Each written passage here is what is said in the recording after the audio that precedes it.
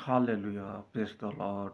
जय मसीह की सभी भाई बहनों को परमेश्वर की जीवित हजूरी में फिर से हम आपके सामने आए हैं। और आज हम लोग बात करते हैं कि शारीरिक हमलों से पहले आत्मा में हमले होते हैं। शैतान जो है शरीर को बाद में नुकसान पहुंचाता है, पहले आत्मिक रूप में वो नुकसान को पहुंचाता है। इसके बाद शारीरिक रूप में वो प्रभाव उसका दिखने लगता है। यही लोगों का समझ में नहीं आता है। मन में भरम होता है, मन में भ्रम पैदा करता है शैतान। मन का लड़ाई होता है सबसे पहले। तो आप चीज़ों को समझिए। अगर आप कोई काम करने जा रहे हैं तो पहले आप सोचते हैं, राइट? सोचते हैं, इसके बाद उस काम को करते हैं।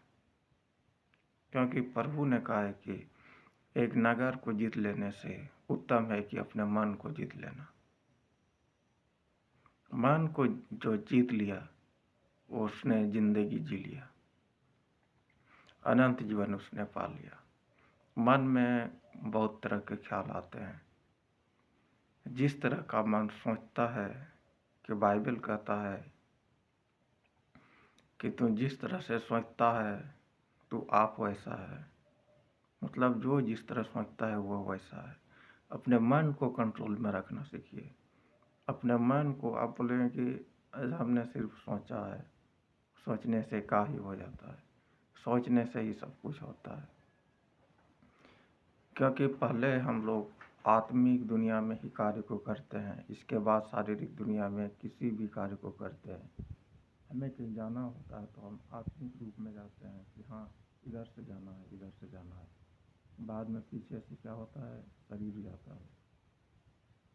यानी कि वो घटनाएं हैं जो आत्मिक रूप में पहले घटित होती है, वही सेम घटनाएं बाद में शारीरिक रूप में या भौतिक दुनिया में घटित होती है। मेरे बातों को आप समझने का कोशिश करिए। जो वचन कहता है, अगर आपने किसी स्त्री को कुदृष्टि से देख लिया तो आपने वह विचार कर लिया।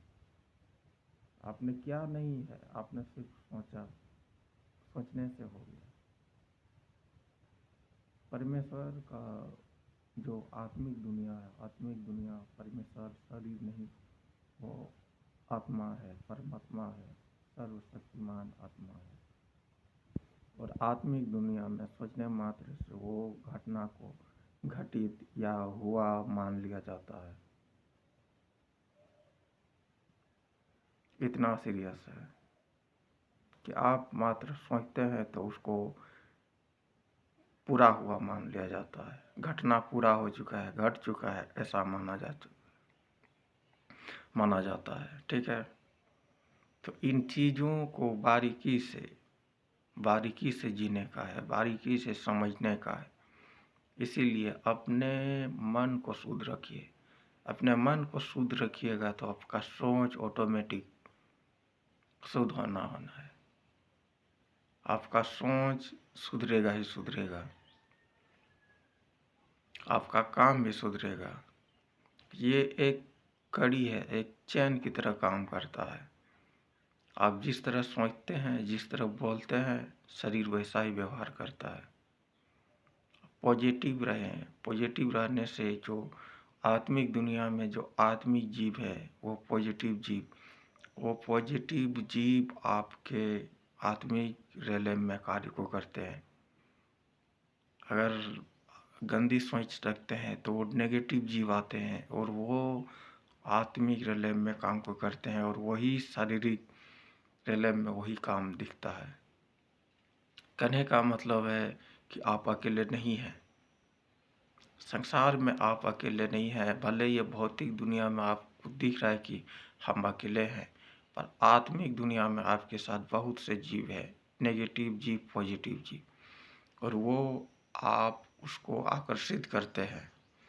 अपने सोच के द्वारा आकर्षित करते हैं, अपने व्यवहार के द्वारा आकर्षित करते हैं। ये मैं नहीं कह रहा हूँ, ये बाइबल से बता रहा हूँ। आप बाइबल पढ़ें, वचनों को पढ़ें, आपको समझ में आएगा कि खुद परमेश्वर ने कहा है कि अपने मन को जीतना एक नगर को जीतने से उत्तम है। यानी कि इतना कठिन है अपने मन को जीतना। एक नगर में कितने सारे लोग होते हैं, उसको आप जीत सकते हैं, पर उससे ज़्यादा जरूरी हो जाता अपने मन को जीतना। उससे ज़्यादा बेनिफिट है आप अपने मन को जीत लिए तो। अपने मन को कंट्रोल करना है, क्या खाना है, क्या पीना है, क्या सोचना है, कैसे उठना है, कैसे बैठना है, कैसे बोलना है। जब तक आपका मन आपके कंट्रोल में नहीं है, शरीर आपके कंट्रोल में नहीं हो सकता। आप मांगे प्रभु से आशीषों को, दानों वरदानों को, कि मैं अपने मनों को कंट्रोल करूं। कंट्रोल करने वाला आत्मा दे मेरे पिता। सामर्थ्य, वो आपको सामर्थ्य देगा, आपको बुद्धि देगा, आपको वो समझ देगा कि अपने मन को समझा सको। वो बुद्धि देगा जो आपको मन में आप स्थायी रूप से उसको स्थापित कर सको कि आपका मन भटके ना। ये एक रोज का काम नहीं है, ये धीरे धीरे संभव होगा, धीरे धीरे पॉसिबल होगा, पर आपको राह में चलना है। यही है आपका बपतिस्मा। कठिन है प्रियो, पर मुश्किल नहीं है। आप चल सकते हैं, कर सकते हैं। खुद के जिंदगी में आप इसे लागू कर सकते हैं। कोशिश करें, ज़्यादा से ज़्यादा वचनों को पढ़ें, बाइबल को पढ़ें, समझें, क्योंकि जब आप वचन पढ़ते हैं तो परमेश्वर आपसे बात कर रहा होता है। और जब आप प्रार्थना कर रहे होते हैं तो आप परमेश्वर से बातें कर रहे होते हैं। आप अपनी बातें परमेश्वर को सुना रहे होते हैं जब आप प्रार्थना कर रहे होते हैं। और जब आप बाइबल पढ़ रहे होते हैं तो परमेश्वर की बातों को आप सुन रहे होते हैं। तो सुनाने से ज़्यादा जरूरी सुनना है, क्योंकि आप देखेंगे, वचन को पढ़ेंगे, समझेंगे, तो ही आपका प्रार्थना सही होगा। वचन के बीच से प्रार्थना करें, यहोवा मेरा चरवाहा है, मुझे किसी भली वस्तु की कोई घटी ना होगी। जितने हथियार मेरे हानि के लिए बनाए गए हैं उनमें से एक भी सफल ना होगा। क्लेम करें वचन को, क्लेम करें। उसके दाहिना हाथ में दीर्घायु और बाएं हाथ में धन और महिमा है। आपके लिए है प्रियो, आप क्लेम करें वचन को। वचन के बीच से प्रार्थना को करें।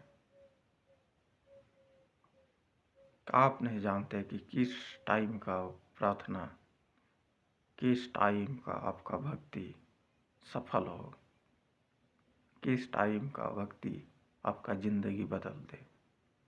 आप नहीं जानते, बस आप कर्म करते जाइए। का बीज बोने वाला बीज बोता है, पर उसे यह मालूम नहीं होता है कि कौन सा बीज फल लाएगा, कौन सा पौधा आएगा, कौन सा नहीं आएगा। वो अपना कार्य को करते जाता है,